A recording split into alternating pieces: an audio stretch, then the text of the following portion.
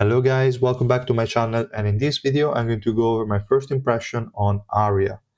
This is obviously not a first impression. This unit was released 6 days ago and I used her quite extensively. I left one floor to clear so we can clear it together during the live stream later today. But yeah, this is not really a first impression video. I will still go through the post I made 6 days ago to see if there is anything I need to add to it, and that's basically it. Then in the next days I will also release the full character review video, and I will definitely also release the videos on the floating ship system, the buffs for Upgrund and Idea, and just in general also the rework on the special guide missions that they have for new players, because they made some interesting changes. I don't know how much of an impact that would have on an actual new account. Maybe I will have to create a new one. We'll see. I don't know. But yeah, all of that will definitely follow in the next videos. So yeah, back to Aria. I would say that I was pleasantly surprised about how they developed Aria. She is basically sort of a stall tank when maxed out. I think this unit is just garbage before she's maxed out because she doesn't have survivability and her damage is kind of lacking. I tried her a lot at 0 dupes and 3 red, but really was not that great. So you definitely want her maxed out or she's basically garbage. But if she is maxed out, her survivability is great. Like she's basically immortal all the time. She might need some support from units in some scenarios, but that's not the big of a deal. You can focus more on building a team to counter the enemies than to support Arya, which is completely different from the other green DPS unit that we have, which is Princess, because Princess needs unit to keep her alive, and then she can basically carry on her own. And Arya is the opposite. She will still deal insane amount of damage. Not 100% sure if Arya or Princess do more damage. I think Arya might be the one that deals more damage, but it's kind of situational. But still, they both provide the active skill cooldown decrease on the enemies, or increase. Like they will not cast active skills that frequently when you use either Arya or Princess. Princess on this front is a bit more reliable, but Arya is more self-sufficient because you can just plug her in any team. She will stay alive. She will deal great damage, and she will also provide that sort of like active skill cooldown increase on the enemies, so they will cast the active skill less frequently, which I think makes Arya a lot more future-proof than Princess. Because even if her damage gets power crept, which is going to be hard to do, but they will definitely reach a point where that happens, she will still be valuable. You can use her again as a stall tank. You just add her in any team, and she will stay alive, provide some sort of sub DPS damage, and also the nice utility. She also has an energy decrease, which is not too bad, but also not that insane. So yeah, overall, I think she's a really, really good unit. And yeah, in terms of pros, I already mentioned them. Active skill cooldown increase on enemies, high damage, multi hits. That is also important. She has like 30 hits on the special move, which is insane, but really good overall. And she also has great survivability. The cons, as I already mentioned, is that she needs to be maxed. And the other one I have not mentioned is that a lot of her buffs can be removed, which means if you're facing units that have buff removals, her damage will go down quite a bit, but it's not that severe. I think she can still work quite well even in those matchups. In terms of dupes, I already mentioned 0 dupes does not work, is kind of garbage. Damage can work if you really build a team to maximize her damage potential, but I did not really like it. It was really too annoying to build around. 3 red doesn't really change much because warrior revolution substats suck. She did not really get a lot out of 3 red. Also, the multipliers were already kind of fine. Doubling them didn't really increase the damage too much. I think most of her damage is hidden behind the revolution upgrade. On Rainbow 5, the damage increase is obviously massive thanks to the revolution, which is this one. It increases the attack coefficient every time she attacks the same target, which is insane, like both in adventure but also in bossing. She can be used as a bossing unit as well, which is really good. And yeah, in general, this unit I think really needs Rainbow 5. Without Rainbow 5, not worth using, I think. In terms of ignition weapons, we have really a lot of options. I'm still not sure which one I want to like mark as best in slot. Is really kind of tricky.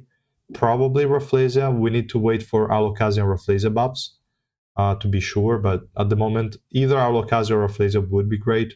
I think Rafflesia might be better, but we'll see.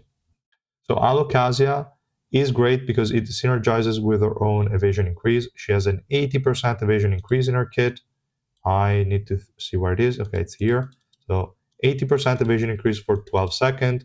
With the anti-skill cooldown decrease that she has, she can kind of keep it up all the time.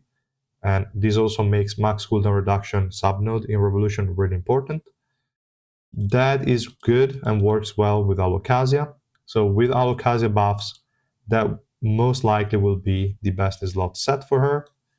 But even then, does not really provide too much for Aria. I think she can run anything. And for that reason, now Raffles is probably the best one. It gives her like resistance to status effects every 8 seconds and also gives her energy, which is important for her to keep up the special move. So I would rather run, I think, Rafflesia on her at the moment. But again, we'll see more when these two sets get buffed. At the moment, you can run either one. I'm running Alucard personally, and it's okay. I like that.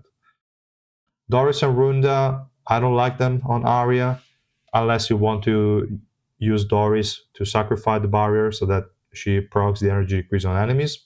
Then that would be okay. But neither of them can really be like the barrier will not stay up reliably on Aria. So keep that in mind.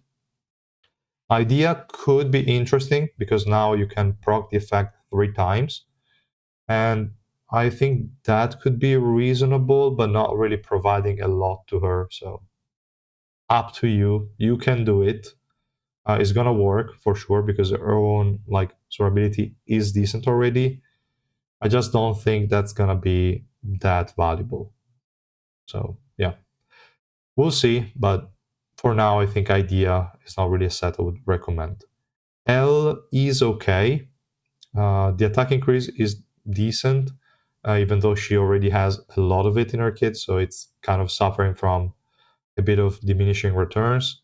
And the attack speed is not really that useful, but you can run it, it would work, it's okay-ish. Barry is also fine. If you use her at 0 dupes, that's probably your only option. But yeah, I would say try either Rafflesia or Alocasia and run the one that seems better to you. For the slot 4, you can either go effect hit, crit damage, or effect resistance. I think effect resistance would be decent. She already has it in the Revolution subnodes, but having more will guarantee that she's not going to get stunned that frequently. Is not that necessary, but it's okay. Affected can apply all the jolts and stuns that you have in her kit more frequently, so that would be a good option. I also have another set where I just changed the slot 4 for a affected one. And you can also run crit damage as I'm doing here, and that would be fine.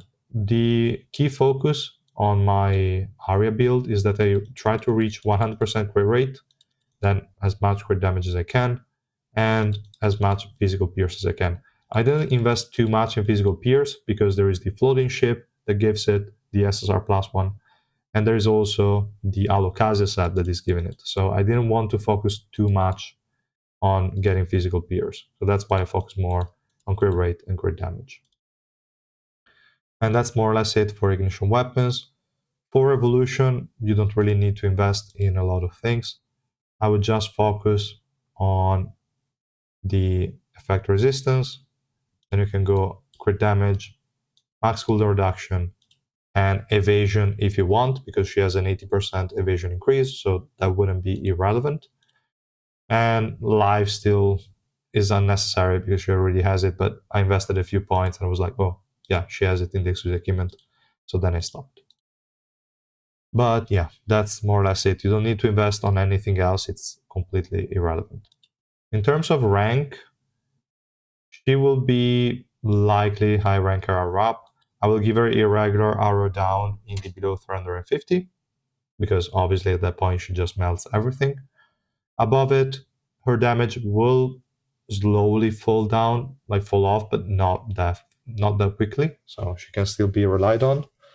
And her sword ability is still insane. So I think I will give her high ranker a wrap 100%.